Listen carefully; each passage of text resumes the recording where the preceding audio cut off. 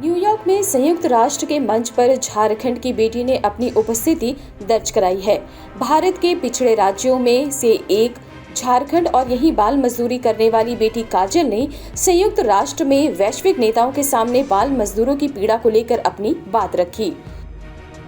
कैलाश सत्यार्थी जी हमारे मार्गदर्शन जो हमें बच्चों के खिलाफ लड़ाई लड़ने के लिए, उनके अधिकार के लिए सिखाए, उनको मैं दिल से धन्यवाद देती हूँ।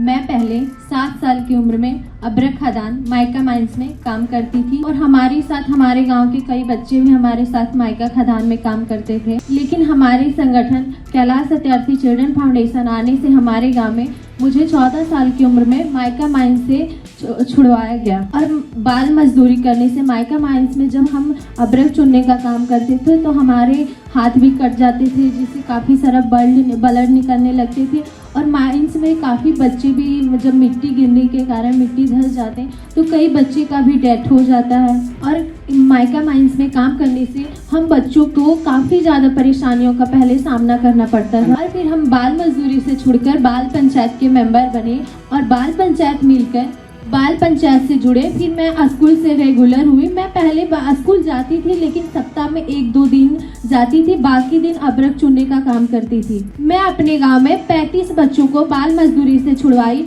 और अपने गांव में 3 हमारे जैसी बहनों को बाल विवाह से मुक्त करवाई। और मैं अपने गांव में लोगों को जागरूक करने के लिए रैली के माध्यम से, नारा लिख के, मीटिंग के माध्यम से लोगों को जागरूक की बाल विवाह के प्रति, बाल मजदूरी के प्रति। मौका था संयुक्त राष्ट्र की ट्रांसफॉर्मिंग एजुकेशन समिट का। 20 साल की काजल ने गंभीरता से कहा कि बाल श्रम और बाल शोषण को खत्म करने के लिए शिक्षा की सबसे महत्वपूर्ण भूमिका है। इसलिए बच्चों को शिक्षा के अधिक से अधिक अवसर प्रदान करने होंगे और इसके लिए वैश्विक नेताओं को आर्थिक रूप से अधिक प्रयास करने चाहिए।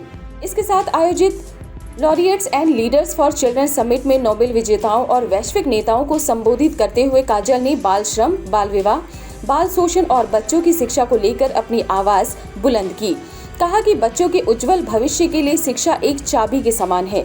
इससे ही वे बाल श्रम, बाल शोषण, बाल विवाह और गरीबी से बच सकते हैं।